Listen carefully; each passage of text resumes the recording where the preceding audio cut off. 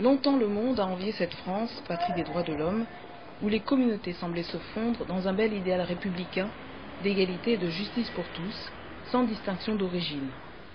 Mais cette belle image a volé en éclats en 2005 pour faire place à celle d'une société divisée sur fond de discrimination. La dure réalité s'est imposée, l'intégration est en panne, tous les Français ne sont pas logés à la même enseigne. On est encore une fois accroché à ce dogme républicain. Malheureusement, ce principe d'égalité est aujourd'hui une coquille vide. Si on parle d'intégration, il faut qu'il y ait un mouvement réciproque, que chacun intègre tout le monde, avec ce qui permet à chacun de vivre dans le respect, dans l'égalité. Mais pas parler d'égalité, c'est toujours certains qui vont prendre un bus pour aller dans les périphéries. Quand vous rentrez dans le bus, vous voyez la diversité. Quand vous rentrez dans une entreprise, la diversité, aller au bas de l'échelle.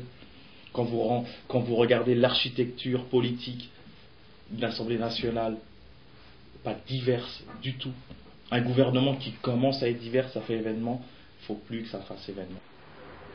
Dans l'emploi, cette situation est particulièrement préoccupante. Dans certains quartiers, comme ceux de Villiers-le-Bel, Gennevilliers ou Clichy-sous-Bois, le taux de chômage atteint 40% de la population, 3 à 4 fois plus que la moyenne nationale. Après l'âge, la discrimination par l'origine est la plus pratiquée par les entreprises françaises.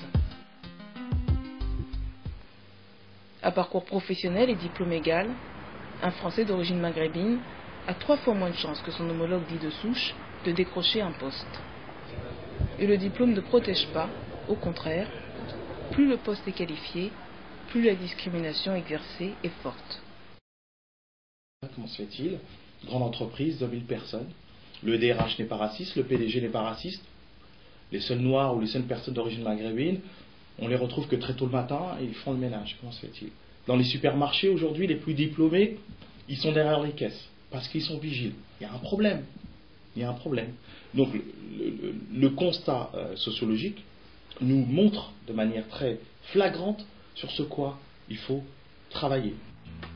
Outre-Manche et outre-Atlantique, d'autres pays confrontés eux aussi au problème des discriminations ont choisi de légiférer dès la fin des années 60. Ainsi est né aux États-Unis l'Affirmative Action, concept curieusement traduit en français par discrimination positive.